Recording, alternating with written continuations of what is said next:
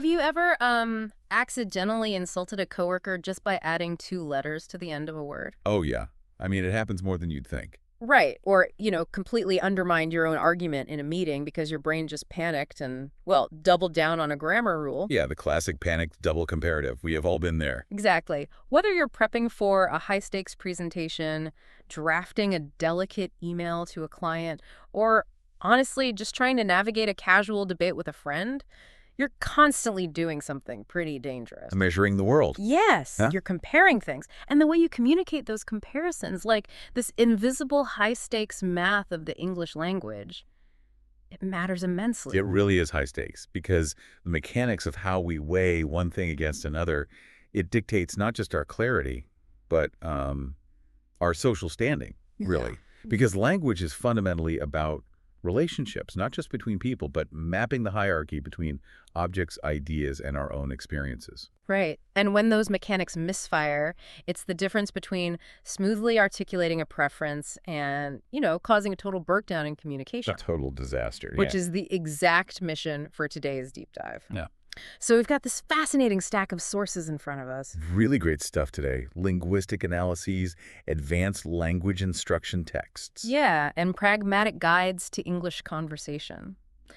Our goal is to dissect the mechanics of comparison. So we're moving past those elementary school basics to understand the psychology and really the hidden architecture of how we declare things better, worse, or just the absolute extreme. And most importantly, we're going to look at the cognitive traps that even native speakers fall into constantly. Okay, let's unpack this. So starting with the basics. We use adjectives to describe nouns, right? People, places, things. Right. And when we compare two things using short single-syllable adjectives, it's pretty simple. You just snap an ER onto the end. So tall becomes taller. Exactly. And for the absolute extreme, the superlative, comparing three or more things, you snap on EST. Yeah. The tallest. Yeah, I always think of those short adjectives like a highly reliable interchangeable tool. You have the base handle and you just snap on the little ER or EST attachment and the tool immediately does a different job. You don't even have to overthink it. You don't. But see, to understand the traps, we first have to understand the physical constraints of the language itself. English is heavily dependent on rhythm and stress. It's a stress-timed language. Okay. So what happens when we introduce a longer adjective, like a word with 2, 3, or 4 syllables? Right. This is where that reliable tool completely breaks down. Because if you try to snap an ER onto a 3-syllable word like beautiful, you get beautifuler. Which is just awful to say. It's a phonetic car crash. It really is. It creates this cognitive overload for the speaker and, frankly, phonetic chaos for the listener. Yeah. Because English relies on that rhythmic bounce of stressed syllables, right? Yeah. Tacking unstressed suffixes onto already long words just destroys the momentum of the sentence. Yeah, it totally interrupts the flow. So the system branches into a completely different track. We stop altering the word entirely. We leave it alone. Exactly. We leave the adjective pristine and intact, and we bring in helper words to carry that comparative weight. So we use more for 2 things, and the most for 3 or more. Okay, so instead of destroying the rhythm, we say, Paris is more beautiful than Berlin. Or, this is the most complicated project we've taken on. Right. The word beautiful or complicated stays perfectly safe behind its helper word. And I guess you can dial it in the opposite direction, too, using less or the least, right? Like, this software is less intuitive than the old version. Yes, exactly. It preserves the structural integrity of that long word. Let me challenge that structure for a second, though, because, I don't know, less can sometimes feel a bit clunky or overly formal in casual speech. We can, yeah. And it doesn't solve the problem of a tie. Like, what if two things are in perfect equilibrium? Or what if I just want to subtly point out that something fails to meet a standard without bringing in the heavy judgment of the word less? Ah, okay. So that brings us to the structure of equality, which is incredibly useful for social navigation. How so? Well, when things are perfectly equal, we wrap the adjective in the word as. So the structure is as plus the adjective plus as. Like, she is as ambitious as her manager. You're establishing a level playing field. Oh, I see. So the adjective acts like the fulcrum on a perfectly balanced seesaw. That is a fantastic way to visualize it.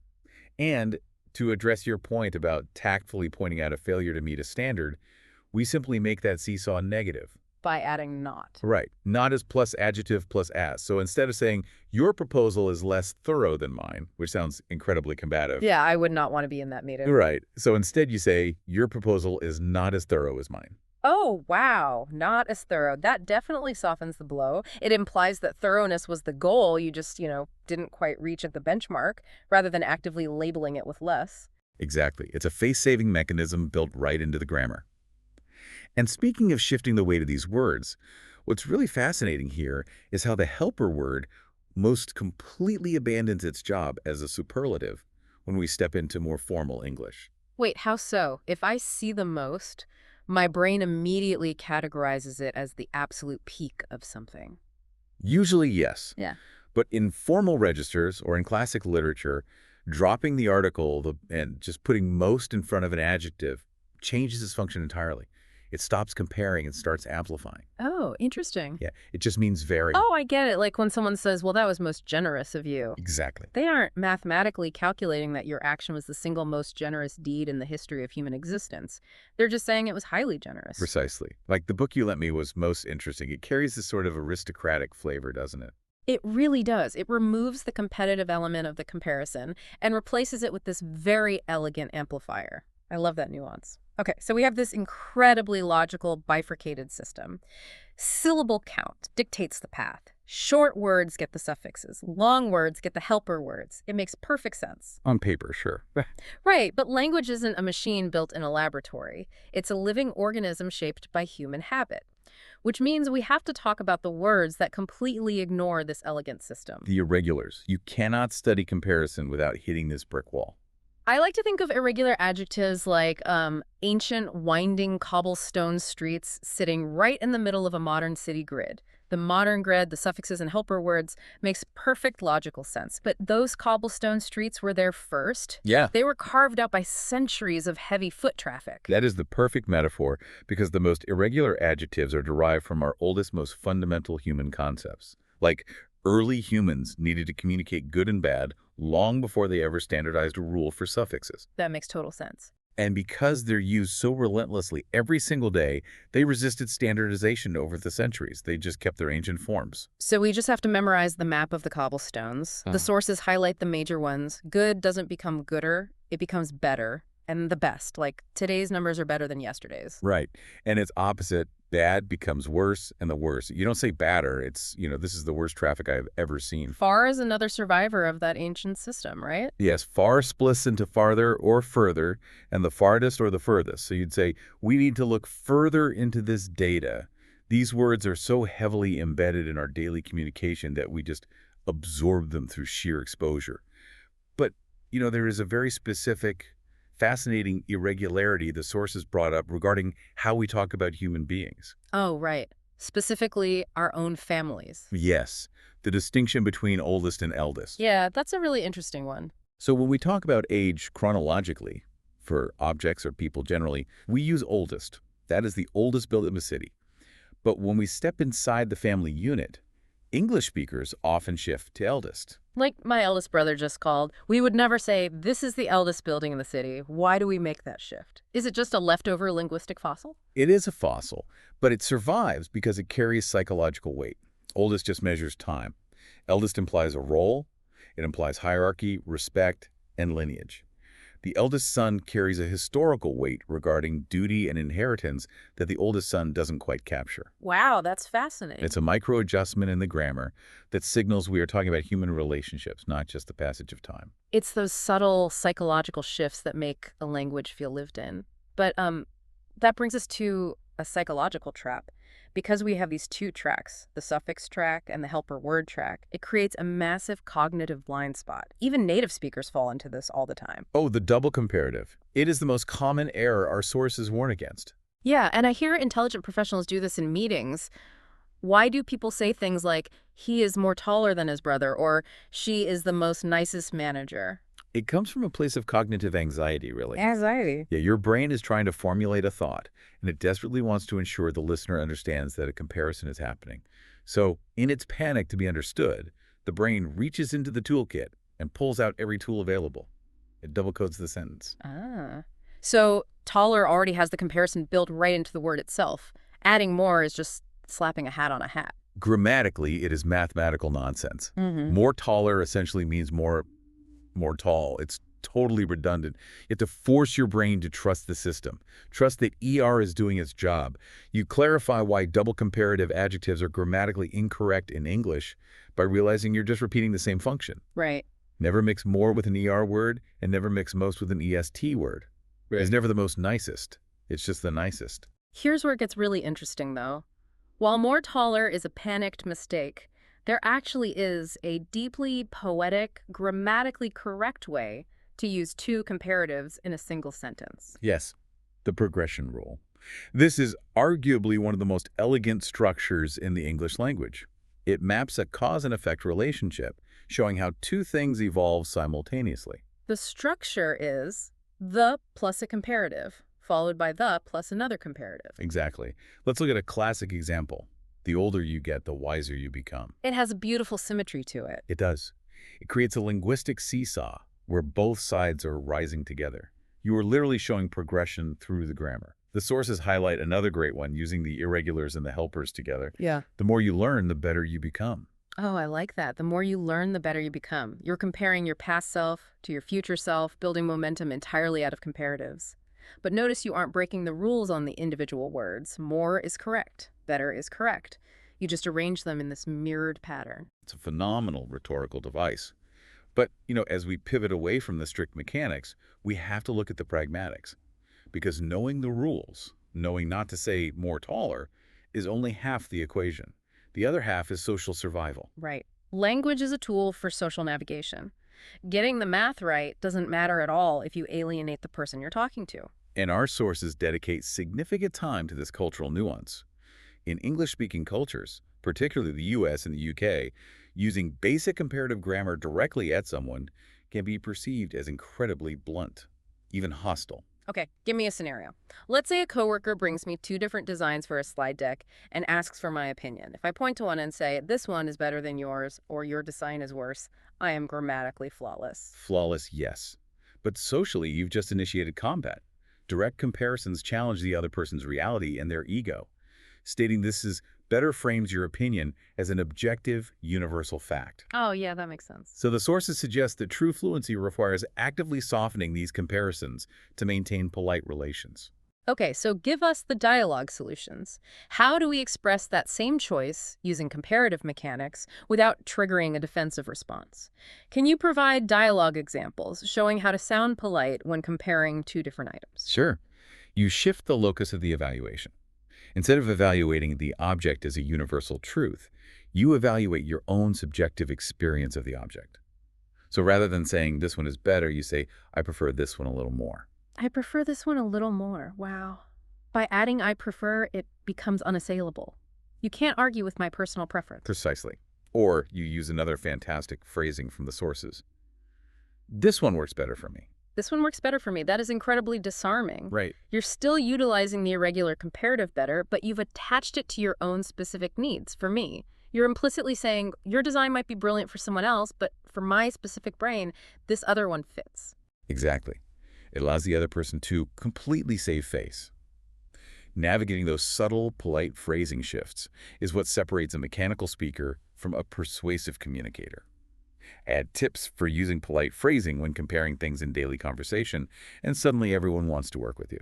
It is emotional intelligence encoded into grammar. Let's scale this up, though. We've been talking about polite, subtle comparisons of things right in front of us. But how do we handle the massive, once-in-a-lifetime extremes, like when we use superlatives to look back at the grand scope of our lives? When you declare an extreme, the biggest, the most expensive, the worst, you have to give the listener a boundary. You have to define the universe that this extreme exists within. And to do that, we rely on prepositions, specifically in and of. I know this is a stumbling block for a lot of people. Like, why do we say the longest river in the world, but we say the happiest day of my life? Why doesn't the rule just stick to one preposition? It's because of how the human brain spatializes concepts. Ugh. We use, when we are talking about a physical place or a bounded group, because we imagine them as containers. Okay, containers. Right, the world is a container, a classroom is a container. So she is the sharpest analyst in the department. Or this is the tallest building in the city. That makes intuitive sense. We're physically inside the city, but time isn't a container we can stand inside of in the same way. Exactly. Time is a sequence, a possession of our history. So when we compare across time, we shift to the preposition of yesterday was the hottest day of the year, or that was the most challenging moment of my career. Okay, so in is for the spatial container, of is for the temporal sequence. And when we're looking back across that sequence of our own lives, I notice we almost always pair these superlatives with one very specific verb tense. Yes, we pair them with the present perfect tense. Which is? This is the tense constructed with have or has plus the past participle. We use it because the present perfect specifically connects the past to the current moment of judgment. Give us an example of how that sounds in natural dialogue. How do we illustrate using present perfect tense with superlative adjective structures? Well, it usually involves the word ever. So you might ask, what is the best film you have ever seen? The best film, the superlative you have ever seen, the present perfect. Right. Or you make a declaration. That was the most delicious meal I've had in years. You're setting a benchmark. You're taking your entire history of eating, dragging it right up to the current second, and placing this meal at the very top of the hierarchy. It's a highly evocative way to communicate impact. The most delicious meal I've had in years. It really grounds the listener in your experience. So I guess, what does this all mean? If we synthesize this stack of sources, what is our ultimate strategy for mastering comparisons? I think it comes down to respecting the architecture and the psychology of the language. First, respect the syllable count. Short words get the suffixes. Long words require the helpers. Explain how to use the most or least with long adjectives correctly in your head before you speak. And do not force a long word to take a suffix just to save time. Second, memorize the cobblestone streets, the irregular VIPs. Good, better, best, bad, worse, worst. They're ancient, they won't change, and you just have to know them. Third, protect yourself from the cognitive panic of the double comparative. Trust the system. Never mix more with ER. But do utilize the progression structure. The more you learn, the better you become, to show cause and effect. And crucially, remember the human on the other side of the equation. Soften your phrasing. Shifting from this is better than yours to this works better for me will absolutely save your professional relationships. Absolutely. And finally, master the prepositions of space and time to ground those massive present perfect superlatives. The best deep dive you have ever heard. I see what you did there. Discussing all these extremes and how we set benchmarks for our lives leaves me with the philosophical question I'd love for you to consider. The sources gave us all the mechanical tools to declare things the best or the worst, especially when we look back using that present perfect tense. The best meal you have ever had. Right, measuring our own history. But how often do we stop to consider if our internal baseline for what constitutes the best is quietly shifting under our feet? Oh, that's interesting. Like, are you the exact same judge of the best film you've ever seen today as you were a decade ago? Or does the constant acquisition of new experiences continuously overwrite your internal dictionary? It really makes you wonder if the best is ever truly a permanent destination, or if it's just a temporary marker on the ever-evolving timeline of your life.